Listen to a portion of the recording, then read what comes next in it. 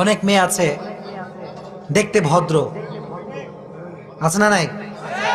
সুন্দর বোরকা পরে, আছে না নাই? পুরো মুখ ঢাকা, হাত পা ঢাকা, আছে না নাই?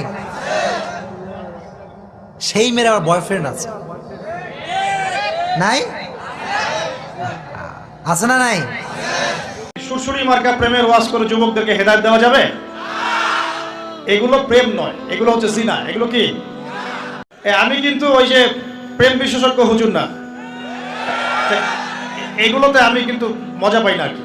সে মজা পায় হয়তো, তা আমি কিন্তু এই জিনিসগুলোতে মজা পাই না। আমাকে অনেকে বলে যে হুজুর নাকি প্রেম প্রীতির ওয়াজ বেশি করে। বলে না, বলে না, বলে না, বলে না, বলে না, বলে। শোনেন, আমি একটা কথা বলি, আপনার কাছে যেইটা প্রেম প্রীতির ওয়াজ, এই ওয়াজ শুনে হাজারো যুবকের জীবন পরিবর্তন হয়ে গিয়েছে, ঠিক না বলা? আপনি তো অনেক হুজুর দেখি এখন প্রেম বিশেষজ্ঞ হয়ে আপনাদেরকে ওয়াজ করে।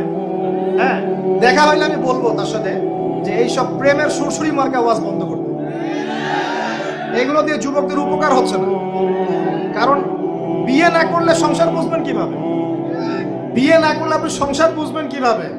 আর মনে করেন আমি বিয়ে শাদী করি নাই, আমি আপনাকে কি বিয়ের ওয়াজ করবো?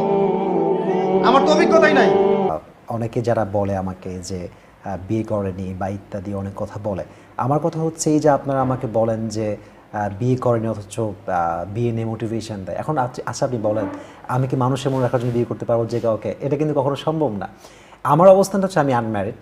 আর আরেকটা বিষয় ক্লিয়ার করতে, যারা বলে যে বিয়ে না করে যে বিয়ের মোটিভেশনটা আমি দিচ্ছি সবাইকে, আমি একটা কাজ করতে পারছি না বিধায় যে আমি কাউকে এই কাজে মোটিভেট করতে পারবো না, এটা কিন্তু কখনো হতে পারে না। আর যারা আমাকে এটা বলবেন যে যেহেতু আপনি আনম্যারিড সো আপনি ম্যারিড দেওয়ার কিছু বলতে পারবেন না, তা কিন্তু নয়। একটা হচ্ছে থিওরিক্যাল আর হচ্ছে প্র্যাকটিক্যাল। আমি প্র্যাকটিক্যাল না বলতে পারি, আমি থিওরিক্যালটা বলবো। হাদিসে এটা এসেছে, এইটা বইয়ের মূল্য, এইটা স্বামীর মূল্য, এইটা হাদিসে এরকম এসেছে, বাস শেয়ার করবো। বাকি যেহেতু আমার কাছে এক্সপিরিয়েন্স নেই, সো আমি প্র্যাকটিক্যাল না বলতে পারলেও কিন্তু থিওরিক্যাল বলা কিন্তু আমার